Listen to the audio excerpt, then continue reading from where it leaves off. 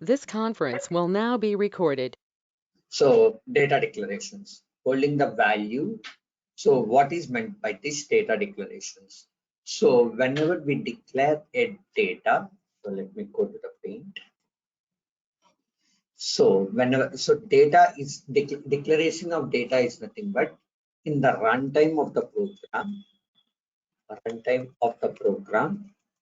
if we want to hold some data, if we want to hold some data, then we need to use these data declarations. We need to use this data declarations. So then we need to use this data declarations. Okay. So when we want to hold some data, then we need to use it. Okay. Now coming to this, in this data declaration, what kind of a data we can hold? We can hold one single value, or one single record, or we can hold multiple records. Okay, so this single value, we will be calling it as your variable, whereas the single record, we will be calling it as the work area, or we can also call this as the structure. Some people will call it as structure, but the exact name is your work area. And multiple records is nothing but your internal table. So internal table. So these are the things that we have to hold the data in our runtime. So runtime is nothing but to while we are executing the program. So hold the data. So in the runtime of the program, or when we are executing the program, or we are running the program, if we want to hold some data, if the program needs to hold some data, what we pass or what we fetch, what we pass or what we fetch, then we will be using this data declarations. Okay, so now in these data declarations, we do have two types of data declarations. One is the global, and the second one is the local. So global data declarations and the local data declarations. So what is meant by this global data declarations? When we declare this at the global level, so we can use these in the main program as well as in the sub programs. So inside your main program, you can call your sub programs. Like yesterday, I was telling you the include programs, the common data what we are having, or the common code what we want, what we have. So we can store that in an include program, and we can call them wherever we want. So when we are calling that, if you want to use the variables of your globe, I mean, when we are calling, when we are using that in the main program, we can use these global variables in those programs. Whereas the local, we will use this in the sub programs. So inside your subprograms, you can declare your data declarations. Inside your subprograms also, you can declare your data declarations, but these we can use them only inside your subprograms. You can't able to use them outside, and that means you can't able to use it in your main program. But global, you can able to use it in your main program and subprogram.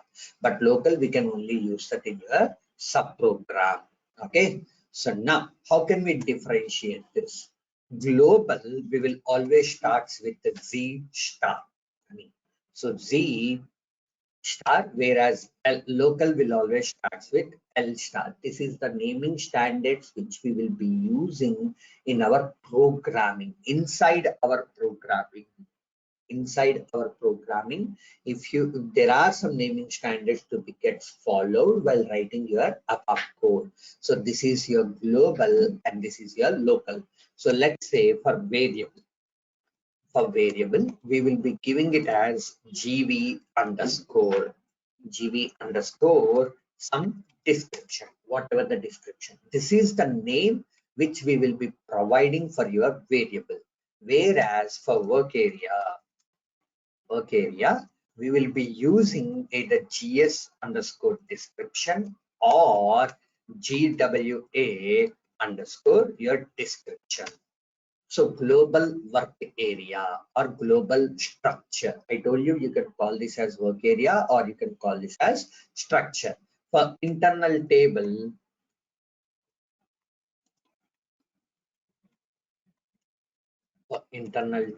we will be using it as gt underscore your description. So this is how you have to write your program itself.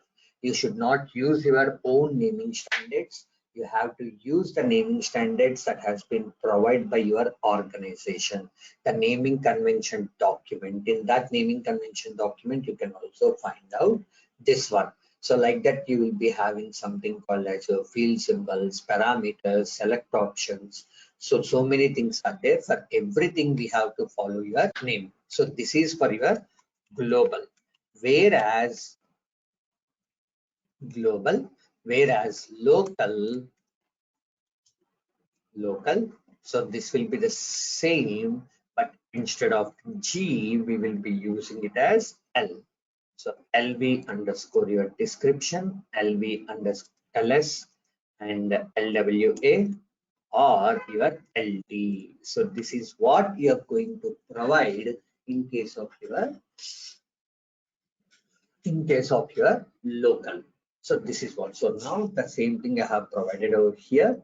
So variable hold some value in your runtime, group of variables slash fields which will hold one single record in runtime or while executing the program. Group of which can holds more than one single record in runtime. So declaration. So global and local. So it will was starts with Z and it will starts with L. GV, GS and GD or LV, LS and LD. Now, how to declare a variable? So how to declare a variable? So in order to declare a variable,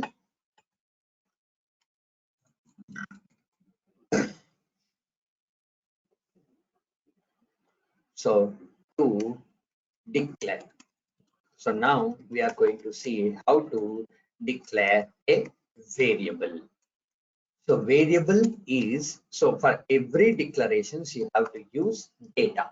So for all your data declarations, you have to use data. So if I'm using colon is nothing but you can have multiple declarations you can done it. If you're not using this, then you have to use only one single. But I'm going to use multiple. So data, GV underscore your description, and you have to provide it as type. So what is the type you want to provide? That means what is the data type you are going to provide, data type and length you are going to assign to this variable, So for this, either you can provide your predefined type, or you can provide your data element. So data element will also store the properties of your field. The properties will be get tagged to this or the table hyphen field or the structure hyphen field. So the table hyphen field will also contain the properties. The structure hyphen field will also contain the properties. So these properties will be assigned to your variable. These properties, like whether you have a character 40, then it will be of your character 40. If it is a datum, then this will be a datum. If it is a using EIT, then it will be also your time. So like that, the properties you have to assign to this variable, So that is called as your data declarations. Now, how to pass the value? So once we have declared the variable, how to pass? how to pass a value. To pass the value, it's simple. GV underscore your description is equal to whatever the value.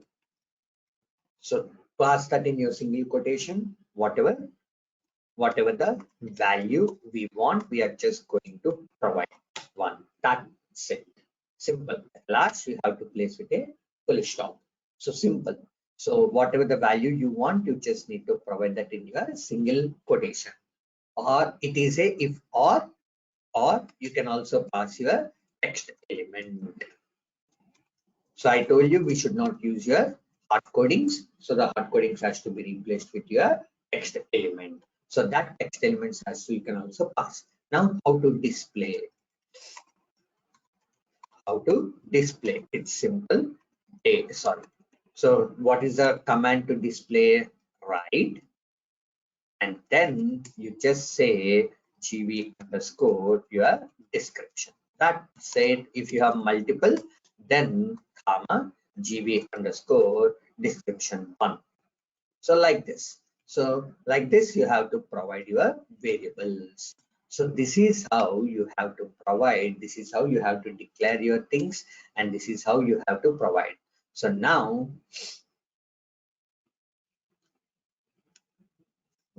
this is not. So this is the one. So now this is for your single data. If you have multiple, then comma, and I told you if you are not writing with semicolon, then it is a single. If you are writing with a colon, then it is a multiple. How to pass it? So it's just you can directly pass your values and how to display this one. Now let's see an example program.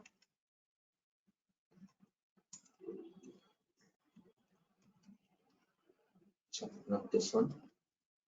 I should not use this server for you guys. This is your server.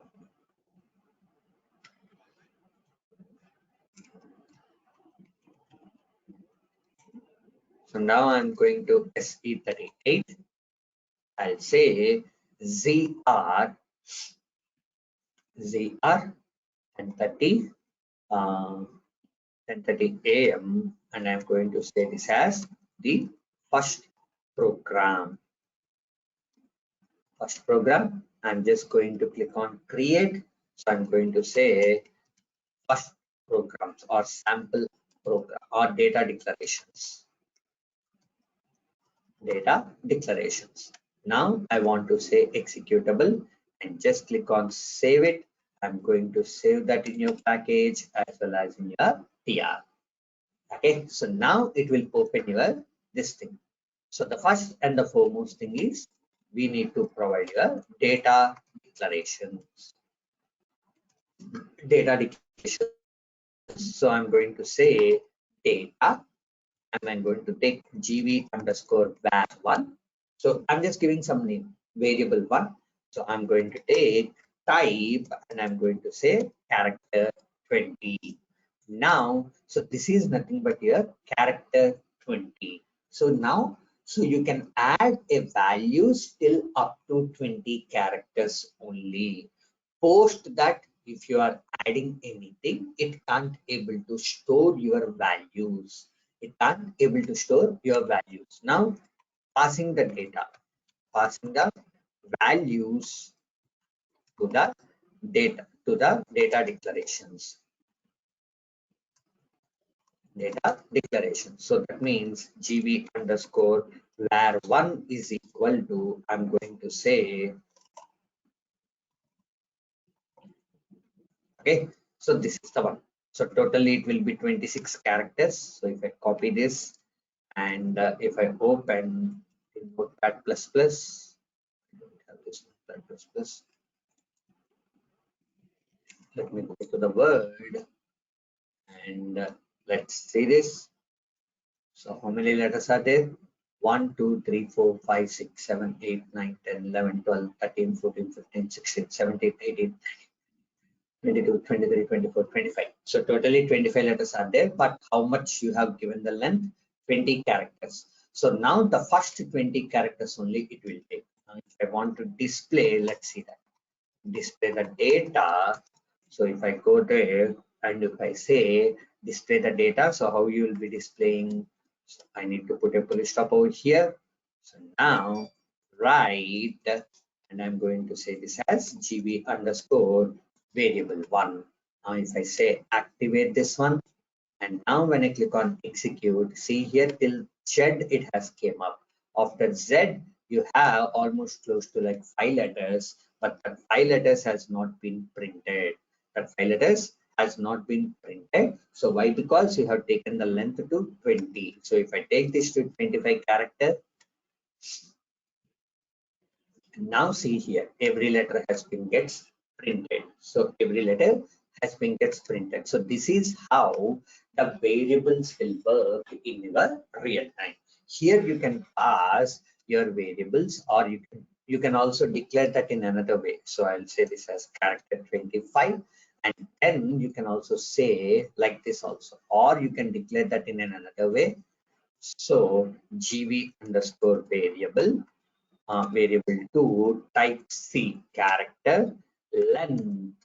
So you can provide the length up to, let's say, 70. So this is also a right declaration.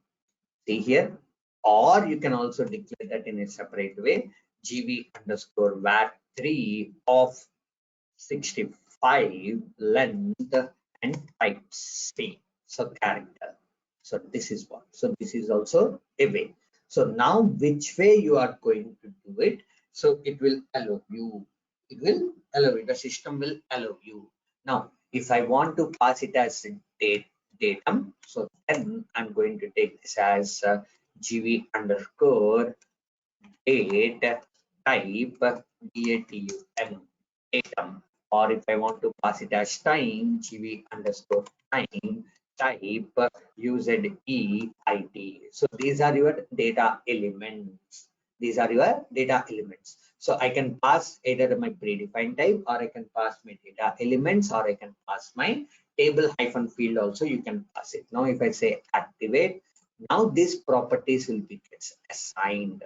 Now we will be starting with a new concept parallelly, which is nothing but your ABAP debugger. So let's see that one. So hold on.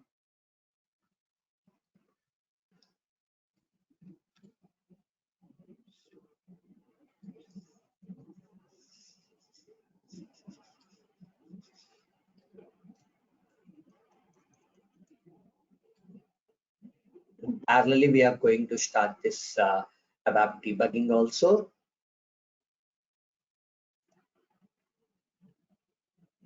So now coming to this debugging. So what is meant by this debugging? So as I told you in the shortcut commands, what are the shortcut commands in your command prompt? We have seen your /n, /o, /nex, and your /h.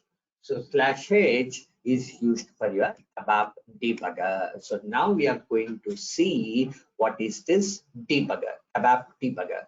So ABAP debugger, it's a tool which is provided by SAP to see how SAP is executing the program, to see how SAP is executing the program.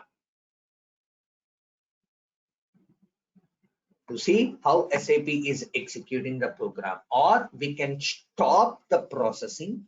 We can stop the processing and we can run the program to see if there are any errors. So mainly the ABAP debugger is used to find out any errors or any issues that has been raised. What is the root cause of that issue, or what is the root cause of error? In order to find out, this ABAP debugger will place a crucial role.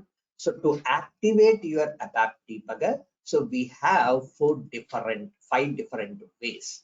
The first and the foremost way is your /h. So now if I go to my program, now in order to run, so first thing, note, the primary note you have to remember is while you're working on ABAP debugger, note the program must be active status.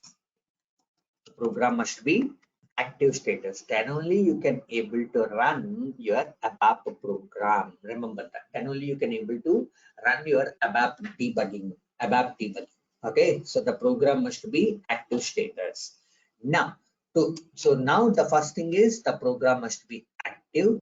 Now, if I say /h and in the command prompt provide /h and just say enter.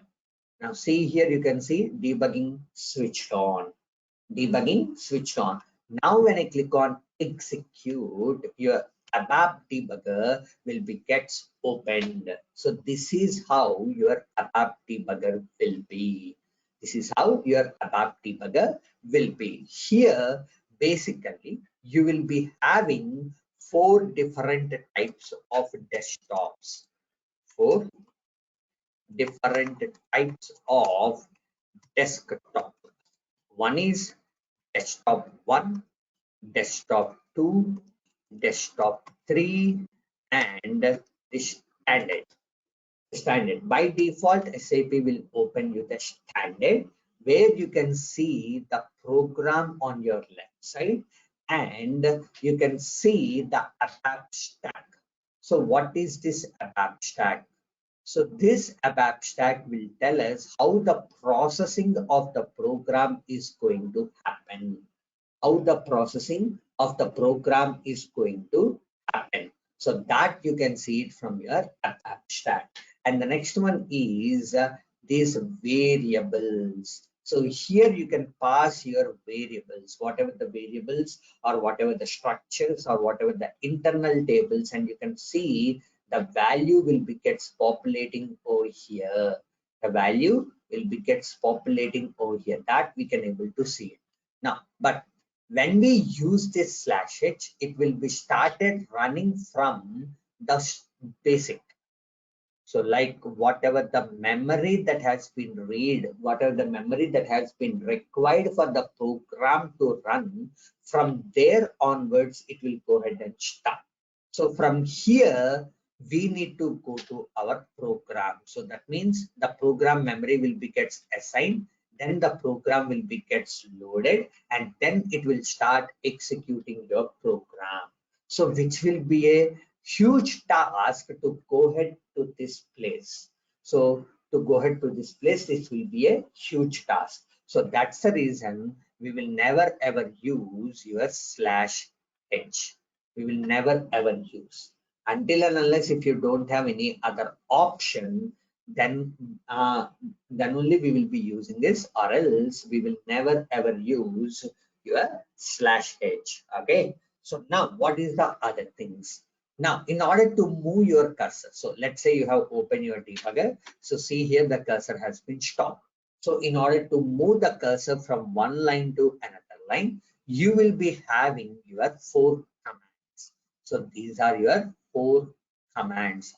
Okay, one is F5, one is F6, one is F7, and one is F8.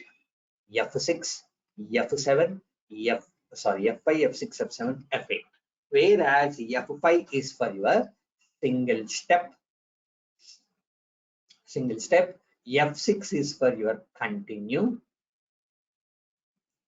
No, sorry, not F6 is not for continue. F6 is for your execute. F7 is for your return, and F8 is for your continue. So that means F5 single by single step of processing it will do. F6 I'll be telling you at a later point of time, you can't able to understand.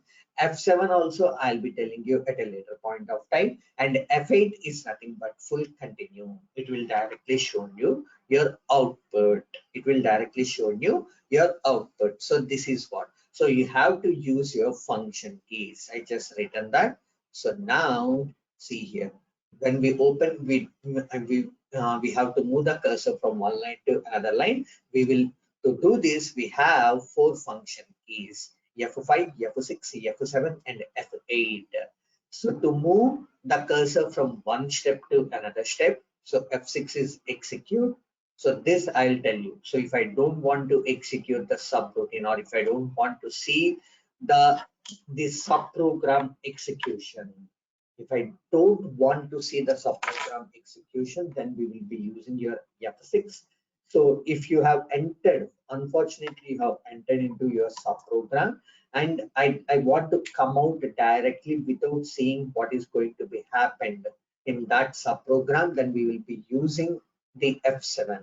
If you are inside in your subroutine or function module or class method, and I want to come out from the subroutine or function module, then we'll be clicking on your F7. So F8 is for continue full execution. Directly we can see your output. But this F6 and F7 you can't able to understand right now. So this you can able to understand only when we start with your subroutines or function modules, subroutines or your function modules or your class methods, then only you can able to understand this. Until and unless you can't able to understand this one.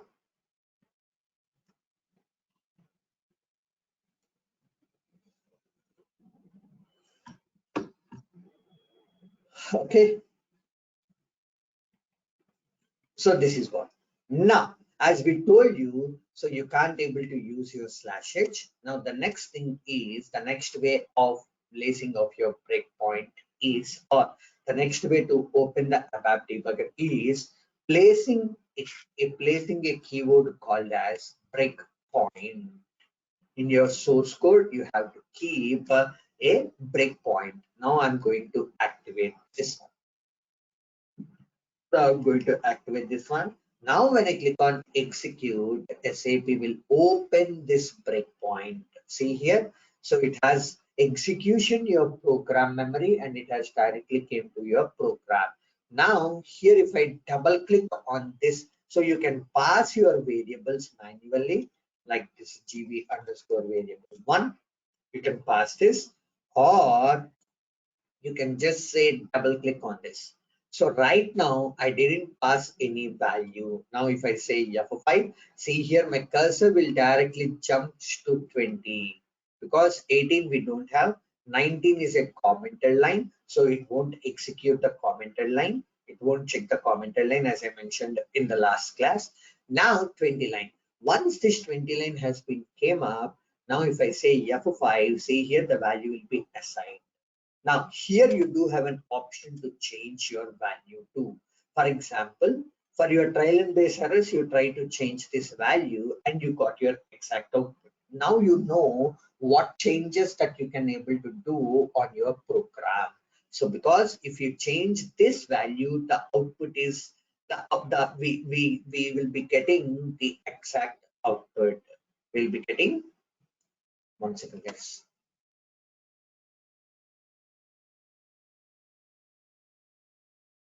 We will be getting your exact output to do this. So now I can just change this and I can pass whatever I want. So let's say enter.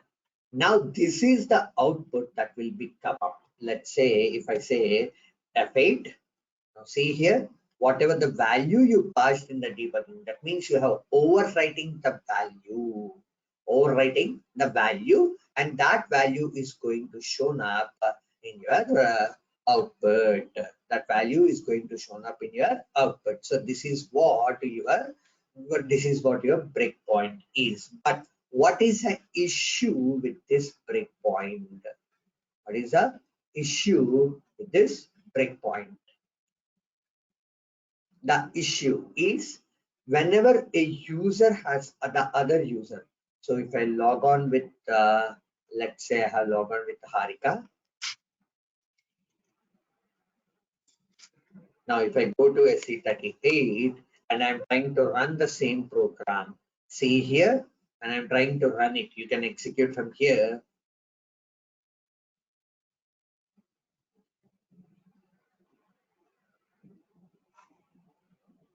This is my program. First program, yeah.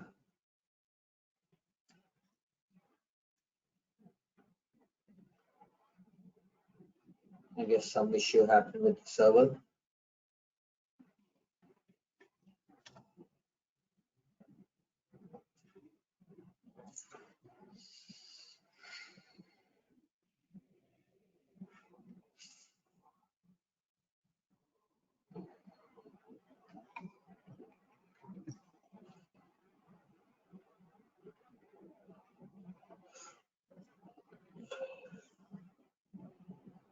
Okay, see here, it has opened the breakpoint.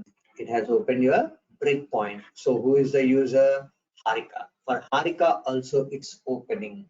Now when we move this program to quality or to your production, when we move this program to quality or your production, in that quality and production also the debugger will gets open for the users, which it should not.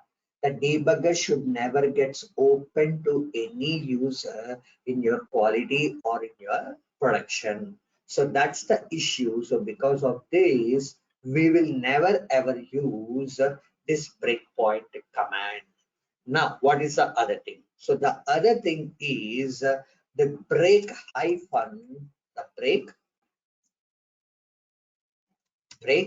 username. You will just pass your username. So whatever the logon username, that means, so I'll be going to say break Ravi. So now when I say activate this one, and now it will check whether the user equal to Ravi or not. Now when I say execute, my logon user is Ravi. So now it has opened the break, uh, debugging. Now if I open with the Harika's user one more time, I just close that one.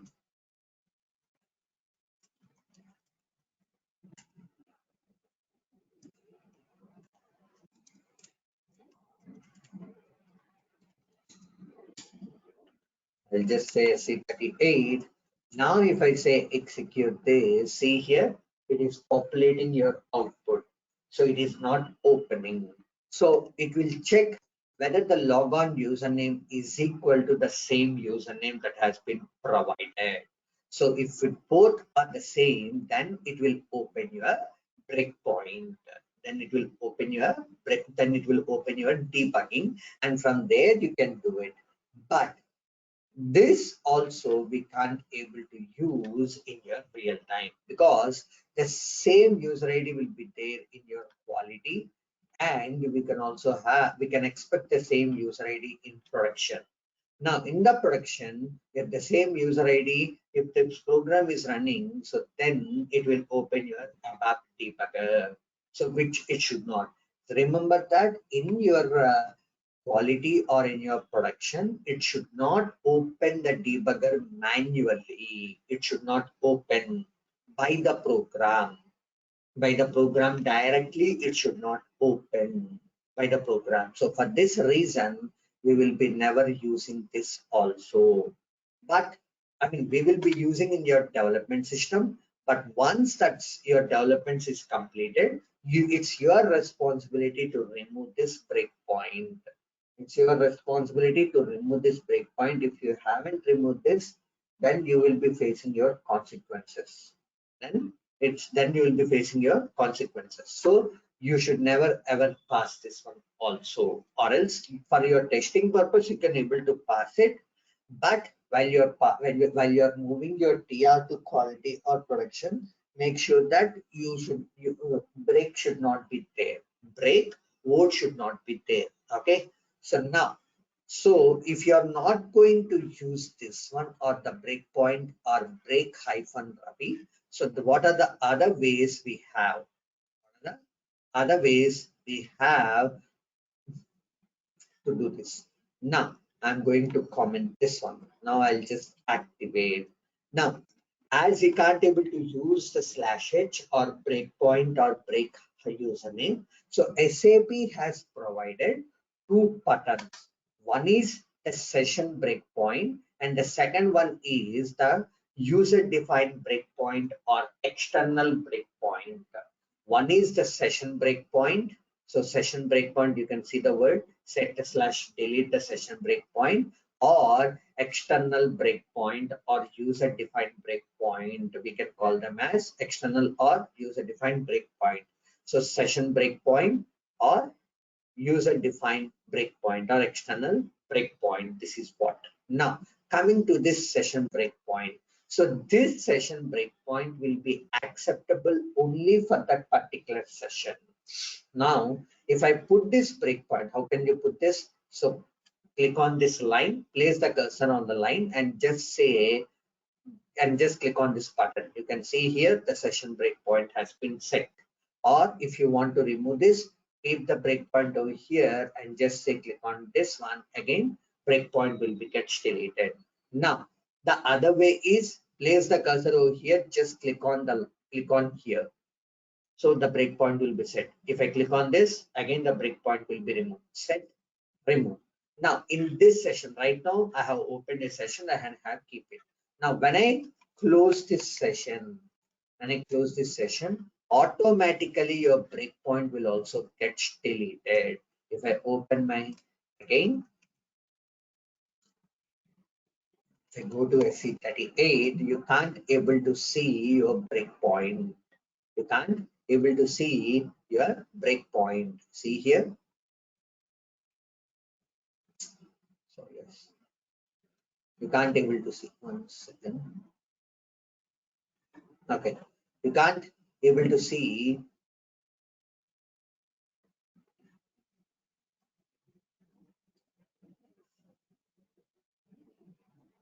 Okay, sorry for that. You can't able to see that breakpoint. But when you keep this as an external breakpoint, so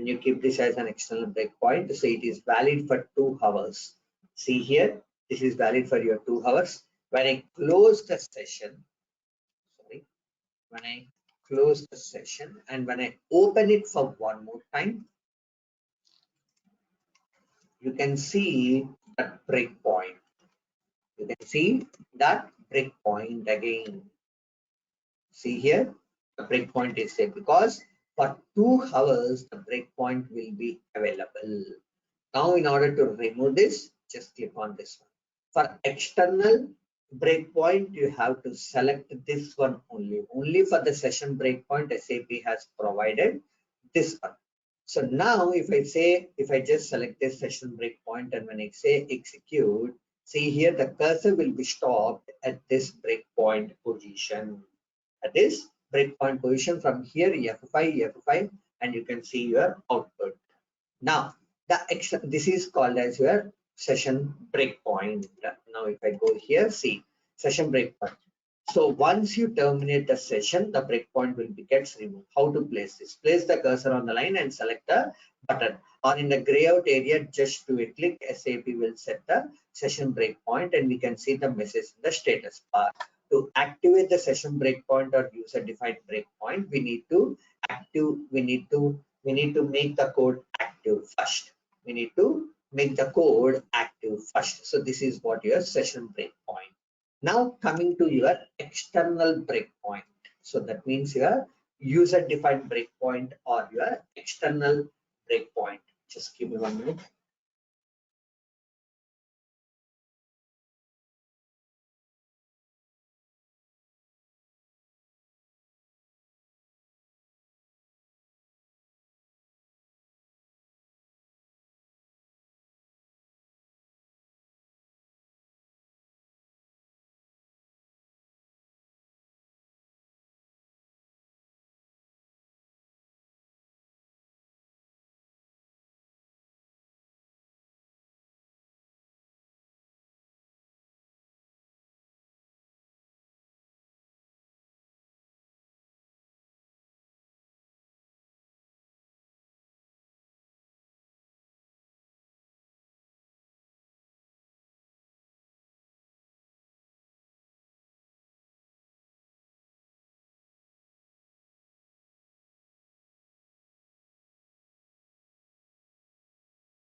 For this one. So now coming to this external breakpoint, let's say for example, so as I told you earlier, so you can able to get the data. So this is your SAP system and this is your non-SAP system. SAP system and non-SAP system. Non-SAP system. Now, from the non-SAP system, you are going to receive the data. You are going to receive the data. Now, this data, whatever we are receiving from the non-SAP system, I want to debug that. I want to debug. I want to debug that. Then you have to put your external breakpoint for every user or for every for every system or for every user. You will be having your username, like how you will be having your username for non-SAP system to access the SAP. There will be a user ID and password that will be created, and with the linkage they will be adding that user ID and password. So you will be going to know in your upcoming sessions how can you create this linkages, how can you create these linkages. So you will be going to know that. Now the username, so how we have the same way, the non-SAP system will also have the username to connect to our SAP system. To connect to our SAP system, they will also have. Now we have to go ahead and change our debugging parameters or debugging username. Utilities, settings, debugging, and you need to change this. So let's say Harika is my third party username. Now I'll just say enter. Now if I say debugging this, see here, Harika. For Harika, it is happening. Now when they are connecting to your SAP system to post some data, it will open and debugger for you. It will open a debugger for you, and you can able to debug and you can able to debug the input what you are going to receive from your third party system. From your third party system, whatever the input you are going to receive, that, so whatever the input you are going to receive, so that you can able to debug, that you can able to debug. Okay, so this is what is all about your third part. This is all about your external. So once you have done with your external, you have to again change back to your original name. Why? Because you are not only one person who is working on your project, there are multiple persons and there are multiple interfaces from the same third party external system. Let's say now I'm working on interface 1 and let's say Pawan is working on interface 2. Now if I go ahead and keep the name as Harika and Pawan has also put the name as Harika, we don't know for which one the ABAP debugger will get open. We don't know to whom the ABAP debugger will get open. In order to avoid that, once your debugging is completed, change back to your original name. Change back to your original name. So that's called as your external debugging. That's called as, so to debug the third party what we are receiving. To do this external debugging, we need to change the username in your program settings. So once the debugging is completed,